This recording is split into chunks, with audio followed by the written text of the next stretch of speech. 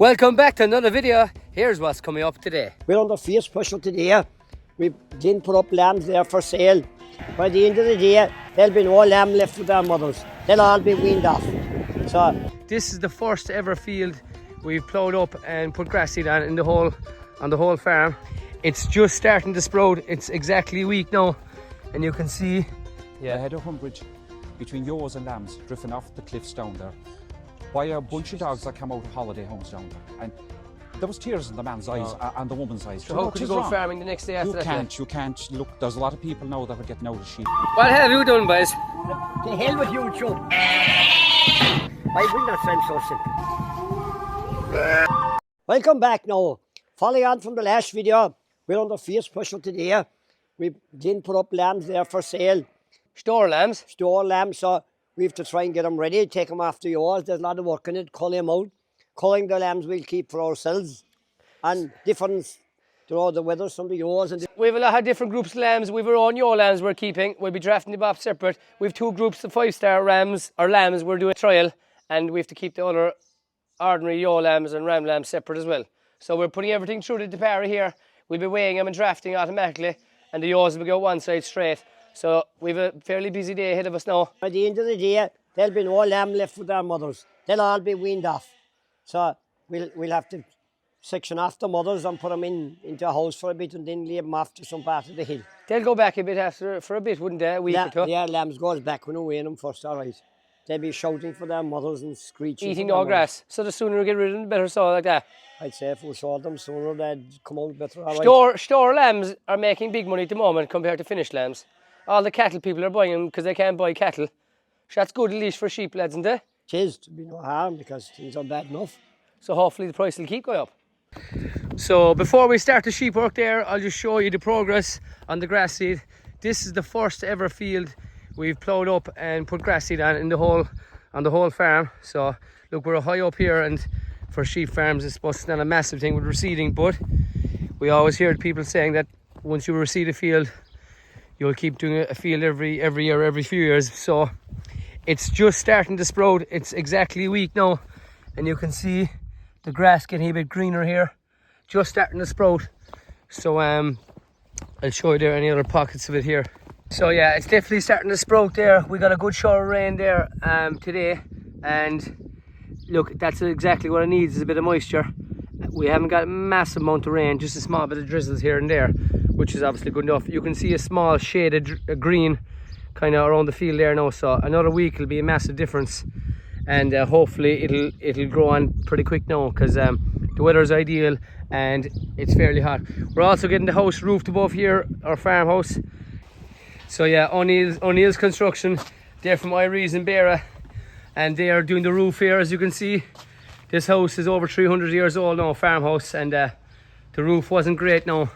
So the lads are re-roofing it. They redid the chimney and everything, kept it off there lovely. So that'll be done this week also. So the parents will be damn glad to get that done as well. Right, first group now, we're bringing in these now. There's a couple of hundred ewes inside in this group now with lambs. So we need to start rounding up the lambs because we have a few buyers coming interested in lambs. So we're going to wean every one of the lambs off the ewes now today. So we've them all got it in close enough below, and this is probably the biggest bunch now, so we'll get these in now. Hup.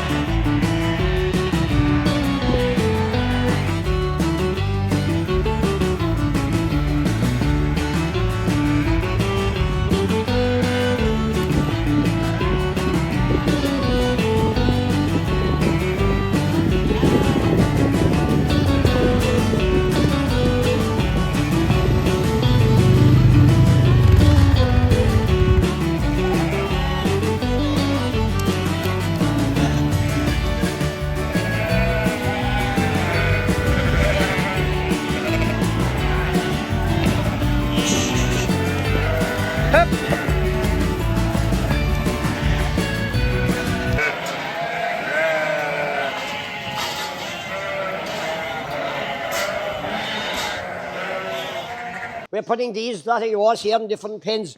We'll put them down to the cows, the slatted cow shed, for a bit before we'll drive them off to the hill. We'll have them in for the night. If you let the yours in overnight, you have a better chance and let them fasting a bit, that they won't go looking for their lambs, that they'll be hungry in the morning and they'll go away and go eating grass. Or breaking through wire, aren't they? They won't be breaking wire, yeah, trying to get at their lambs and things like that. So a small bit of hunger will do them good.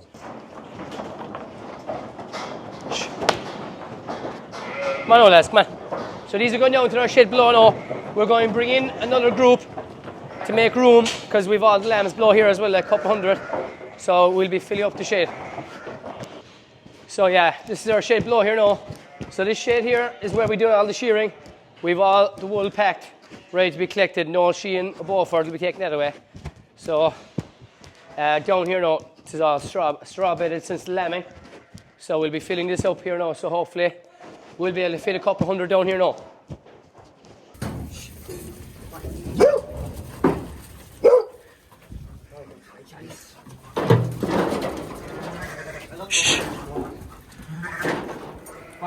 So right, as I was saying, we have different groups of lambs. So these are lambs of 5-star rams that we're doing a trial for. And you can see they're all big lambs. These lambs have got no feed now. They're all off kind of poly yaws, cross hill yaws, I suppose. So they're definitely a step ahead of the other lambs. And we've already picked out our own replacements, a lot of North Country Cheviot and kind of nice white-faced lambs. And these are what's left in, say, in this group. But there's still some big lambs in these, plenty big lambs, mixture of yaws and ram lambs. So we need we need about 400 or 500 for whoever's coming buying. We're going to have about 500 lambs for sale at stores. So we're just going to be going through them. And like I said, mixture of rams and yaws. So my father and Cullum are just going over there now. So I'm just creating space. And I'll show you there how we're drafting through the depare. It's making life so much easier for us. So we fills up the shed. The lads are going to be coming down here in a minute. We'll close up the gates. So we have a 3-way drafter here. So we'll put the outer replacements on this side.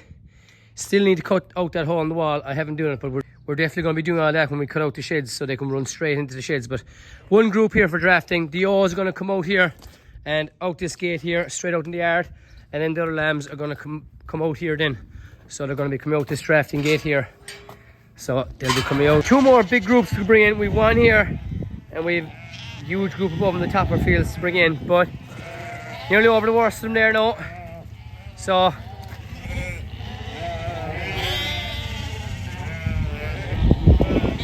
everything is going through the depare, getting started, and just making everything so easy.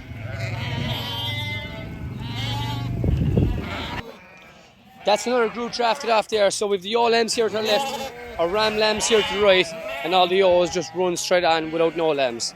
So these lambs here on the left there now, they're all our replacements. A lot of North Country Cheviot, a few speckledy lambs as well. So these will be all lambs we'll be keeping on till next year.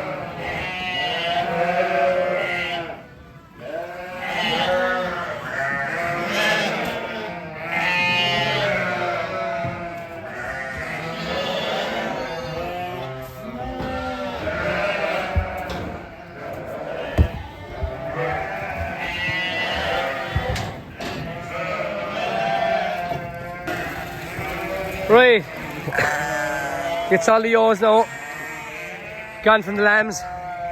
Lambs are all here now. A lot of them trying to break through there.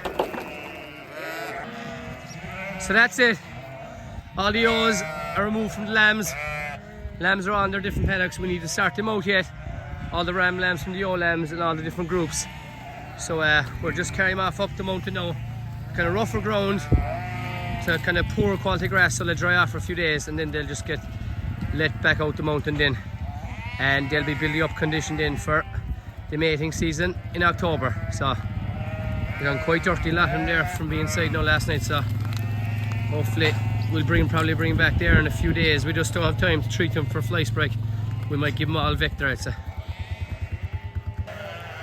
So we still have our hill yaws to wean from the lambs yet, but we won't be doing them now for a few weeks. So a lot of lambs in the fields over there.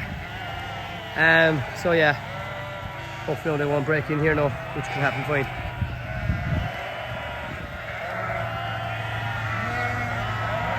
Off up they go now. We've about a good mile walk ahead of us there now. Well, the father will be on the quad, will be walking here. Because they'll be slow enough and going now, turning back and stuff, looking for lambs. So we had them in overnight last night fasting. Hopefully that'll help them drying off and they'll have a bit of hunger. And they'll be more interested in eating than looking for lambs, hopefully.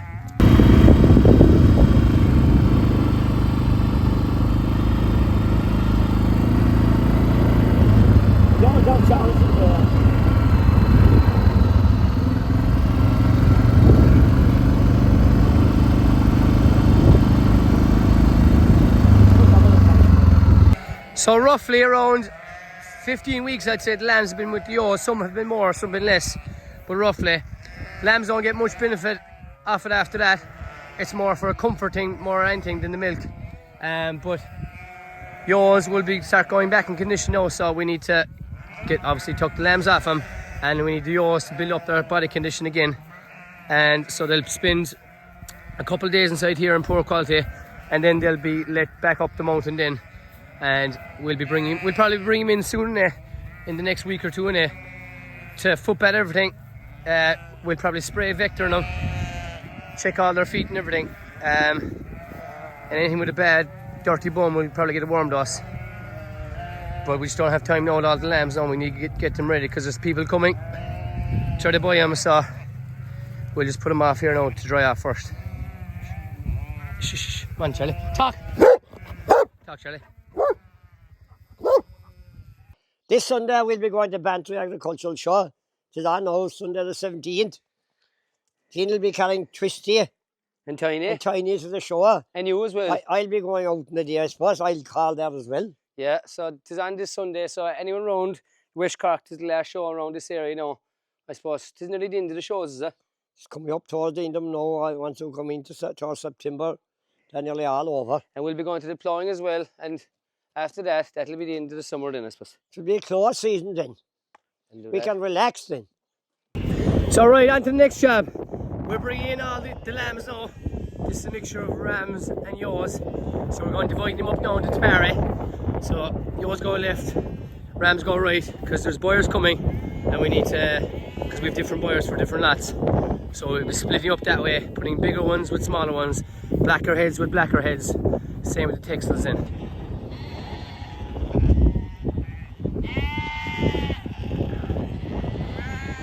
After advertising lambs there a few weeks ago, and lot of lads came inquiry about them, and I was bid for them and wanted certain types of lambs. But Dan McCarthy and Patrick Doyle are after coming today, and they're after buying a big crowd of lambs.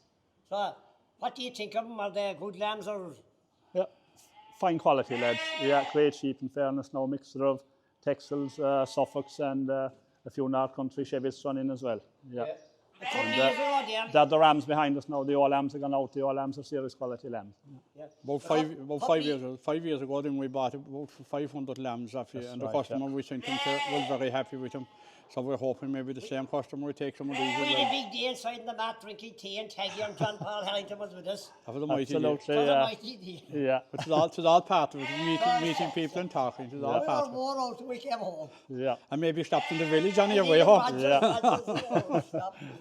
Yeah, plenty grass around the country for lambs this year and plenty inquiries, so they should no bother moving them on anyway. So people watching anyway, he calls out to houses and he'd buy, if there was a big number of lambs, he'd buy a big number together. Anyone that have lambs, any numbers like that, big numbers, we have customers for them. We come out, we look at them, we pick out the lambs, we carry them in and weigh them and send them to customers as well as the ring. So there's plenty of demand for lambs. They go up to the country to good land. Up the country, they live this part of the country, and they go up the country then to be finished.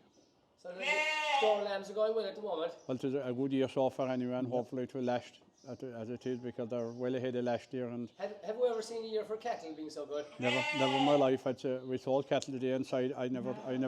Deer they're getting every week. I set up on the rostrum. Deer they're getting. Will the Minders buy them? Will they root? We don't know, but so look. Yeah. Hopefully if beef stay good, beef is scarce and cattle are scarce around the world, so we'll be hoping. Yeah, I never thought we'd be seeing weanings making €6 a kilo. It's not that long. €3 a kilo is a great price, but long may it last, because the suckling numbers have gone down. We hope the people that'll stick with the sucklers will be making money as well. They need to make money too. Yeah. So a few more people could stay on the land again. A lot of people were leaving the land, young lads especially. With God's help, Absolutely, John. people will see light now again, and they'll be keeping a few extra ewes, and they'll be keeping a few extra cows, and maybe the farming will come back to what it was, and hopefully it will, because it's one of the better ways of life. Lads will be able to live off it, in other words. Yes, Exactly. Without Yeah. having to get a job. yes, Yeah, yes, yeah, hopefully, yeah. Or even look if they're part-time jobs. So Well, Yeah. a smaller farmer, Yeah, we'll need a part-time job. but if it was a big number, you'll have to stay at home. yeah, that's the way it works. Yeah. Thanks, lads, and for buying so many of them. We'll start feeding maybe the rest of them now. We might have them free later on. Very good. We'll be around. You have our phone numbers. So that's it. The lads have bought a big number of lambs off us. Ewes and withers. Ewes are going over there, or rams, sorry, and the rams will go up here to top fields to keep them away from each other. So most of them are tagged. We'll be putting these won't be sold for a few days, as we're actually away tomorrow and the day after. So they'll be going to their new homes there in the next couple of days, and they'll be living out their days up the country somewhere.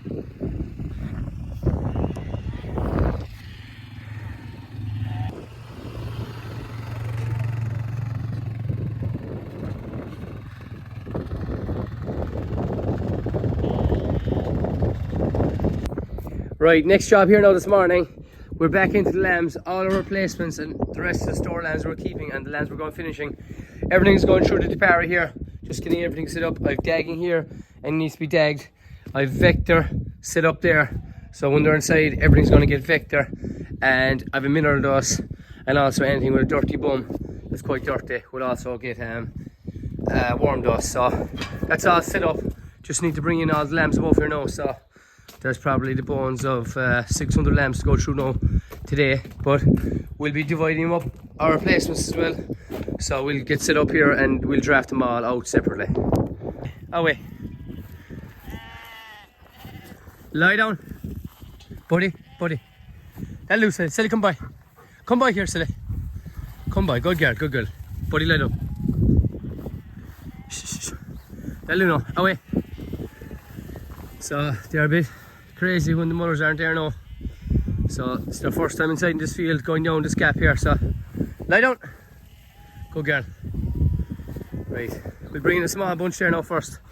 Not even hey, lie down. Not even 100 here. So we've a lot of lambs to get through, but early in the morning here now. So they'll go out to the parry themselves, mighty. So that's most of our replacements picked out now, this bunch.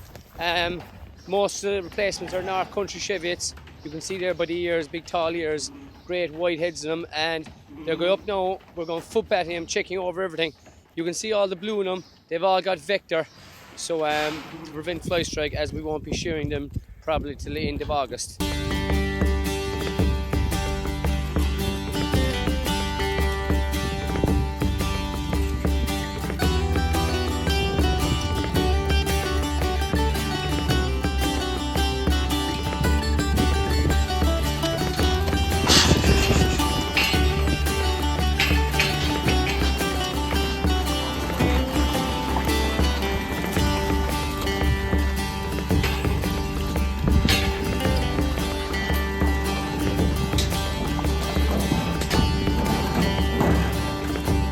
Back on the road again here now. We're back here in West Kerry now in Castle Gregory. I'm with John Joe Fitzgerald. Yeah. You're a local man around here? I am local. I'm from the other side of the hill, just behind here, Mount Brandon, a village they call Ballinlochig. Good Irish speaking country. Great. You know, Yeah. We were brought up in the Irish and the Irish. But 'tis in the traditions. Gaeltacht, 'tis. 'Tis in the Gaeltacht. Right. Gaeltacht Corcovina. So that you'll never lose that. Is it being taught in schools and everything? It's still Fluent like or? Fluent still. Even there, our local schools, the Fauna School, everything is run through the Irish. Yeah, Gael, geez, that's great to see. It's great. It's great to keep the tradition alive. But like from your younger days, is it gone well back since then? It is, because I suppose when I grew up at home with my father and mother, there were 4 brothers there. Yeah. And it was always Gaelic that was spoken at home, spoken in school, around the village, at the farming, Yeah. even on the hills. When you say village now, what's your village? Ballinlochig. And a small enough village? A small enough village, I suppose. There'd be about 12 houses in it in the time. It's double the Right. size now with Right. new Yeah. houses and Rural area? rural area. Yeah. You're farming on that mountain area? I am, yeah, and the village of Ballinlochig, I'd be on the right-hand side when you look up Mount Brandon Yeah. from the opposite side. Yeah. And it's a comb, as we call it, to the U shape. And I suppose Ryan's Daughter, the last film Yeah, section, Ryan's Daughter was filmed in that place. Are you facing the Atlantic, so I am facing right out the Atlantic. cold spot in the winter? Cold, hardy, but Yeah. we're bred for it. Yeah. Good football country back that side too. Oh, sure, like between Paddy O'Shea and Darrow Canada. Yeah, you were saying that earlier. So it's great tradition. Yeah. There. Irish speaking football stone mad back that way. Stone Like the Cag. Gaeltacht, you're all. We're all, it's Gaeltacht. But do you play with them Gaeltacht? You do? We do, yeah. I've Okay. my own kids playing the Gaeltacht. I wasn't much good playing Sure, look. Cad, as I say. Like myself, growing so. up. It is. But So. on Gaeltacht, they have a big pig, have they? They have it's holding its own all the Okay, time. right. We have the 2 pitches there, and you Yeah. know, it's a great local community to be involved with. Yeah. So I remember the Gaeltacht when I was above it was back in the early 2000s. They played in All Ireland against Caltra Galway. He won, didn't he, that year? I think we did, yeah. Yeah. You're asking the wrong man, but I think Was we it? yeah, I think it was above in Croke Park my first time, but on Gaeltacht they were playing the same day and they won. they won. But they had a So great team that time. there's a great team, and there's they're great hard men back Yeah, then, you know, tough. to keep the tradition Yeah, going. sure. Look at Paddy Shea for toughness. Tough, you couldn't get any harder, I suppose. No. But back to this, you're ahead of this association. Can you just talk to us about it? Yeah, look, I'm the vice president of the association. It was set up about 10 years ago. Yeah. And for the simple reason there was no real, I suppose, farming organisation there that was represented. For the hill farmer. For the hill farmer. This is basically for the hill farmer. Those on designated land, hill sheep farmers, sucklers. Kind of disadvantaged areas, kind of. Disadvantaged areas. So, Yeah. and look, we're going from strength to strength every year. We're about 6,000 members now. Oh, right. And we set up a local branch here in West Kerry about 2.5 years ago. Yeah. We have 4 branches now in Kerry, so we're getting there. It So takes time. It sure, like there's a South Kerry where I am, they're kind of East Kerry and down around, I suppose around Carsveen. It is the home of hill farmers. It's the home of hill farmers, Yeah. and you know, it's for you look at all the area around here. We're all living on a hill. You have a bit of lowland, but the vast majority of it is hill. Tis fields, but tis still high. It's still high. Do you know? I do laugh at some people when they do tell me they're going on the hill, and when you look at their hill, we'd call it little. Yeah. So, but look, this is the organisation. So you started up. Just say, I see here a few things now about the dog attacks because you were speaking that earlier. Talk to us a bit about that. Earlier this year, Mary, she and our county chair in Kerry, she decided, look, we need to go to Europe with this because we've tried everything else. No one's listening. And nobody's listening. Nobody wanted to hear anything. No. It was a silent crime, basically. It was happening every day, and nobody wanted to do anything about it. Oh, my dog wouldn't touch no sheep. This kind of crack. That type of crack, we've heard it. And for us in West Kerry as well, we have a lot of walks going on hills and stuff. Yeah. And the only one thing we ask people, we love walkers, we love to have them because you'd be talking to the crows someday, it's nice to meet a walker. Yeah. But there's only one thing we ask them, leave your dog at home. And if you do that, we'll all get hungry. Yeah, there'll be no problems. There's no problems. But what we have then is the recreational user bringing the dog on the hill. Yeah. The farmer asks him to take it home because you're not allowed to have the dogs on the hills. All hell breaks loose. Yeah.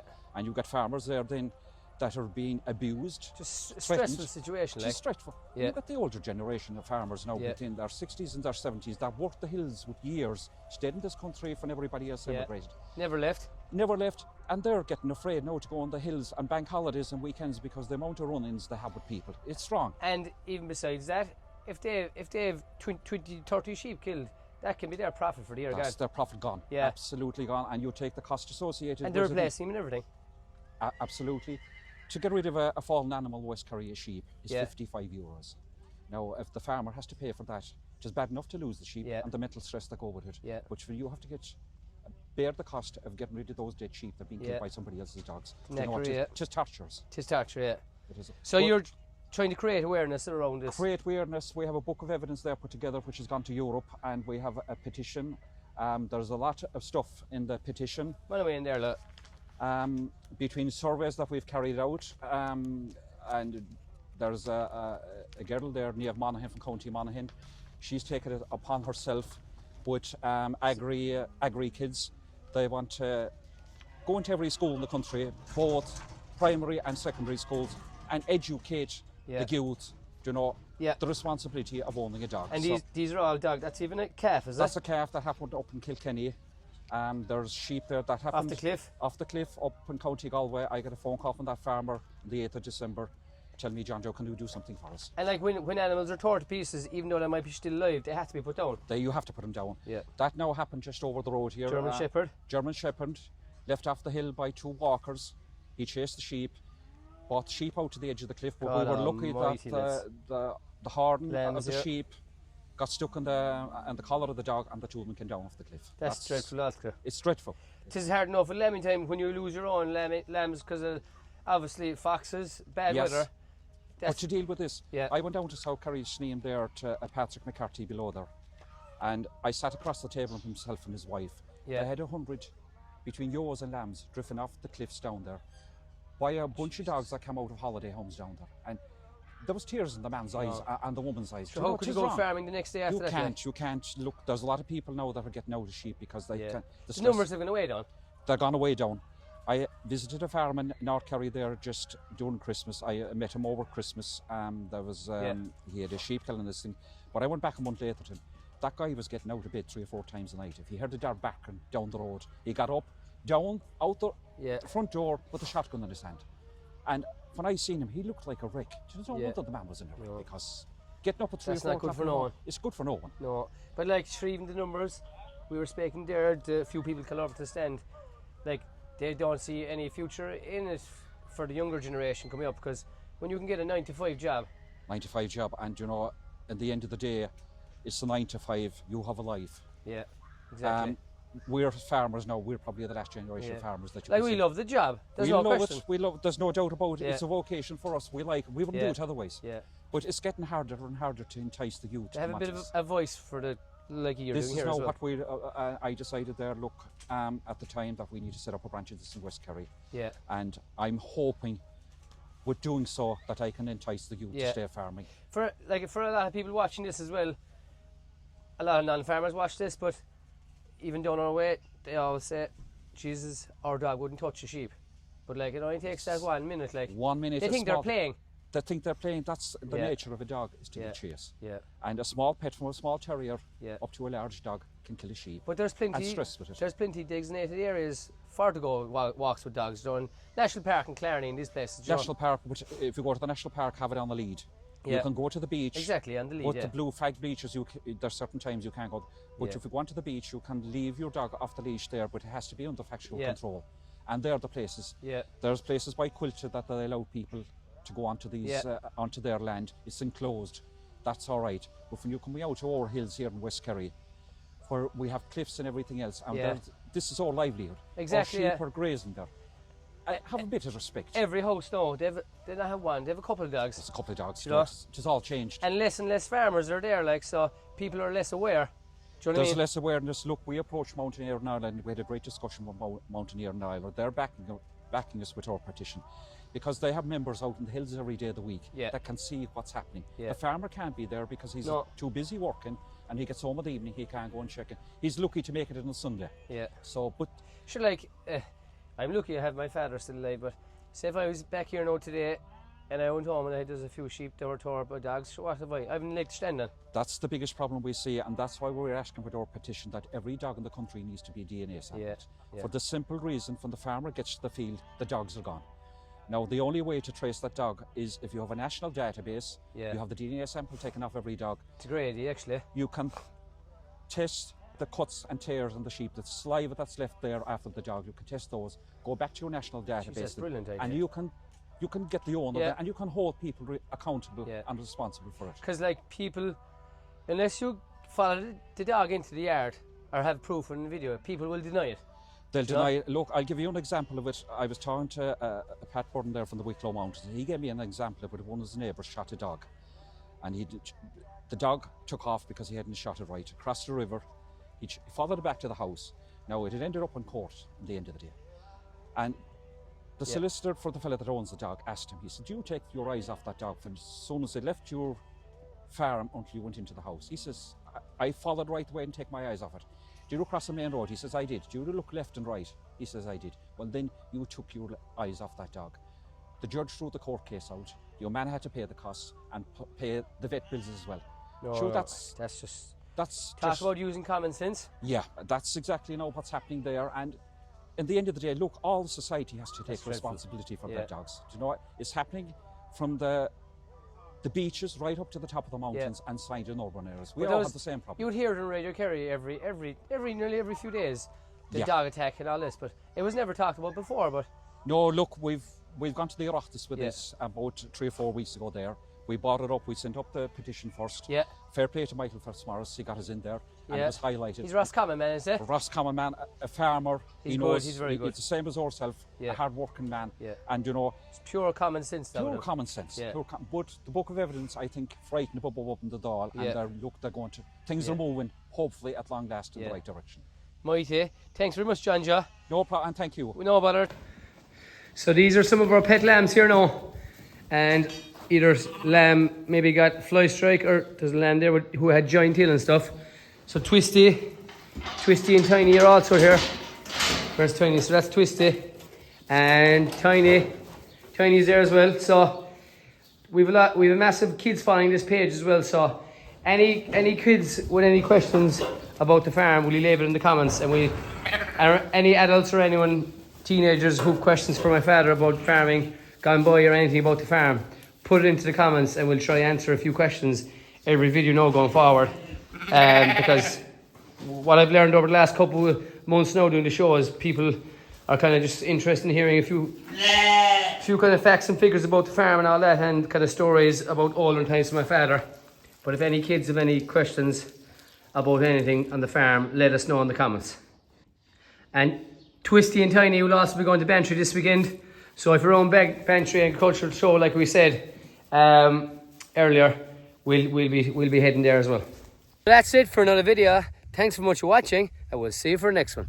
What have you done, boys? The hell with YouTube. I will not sound so simple.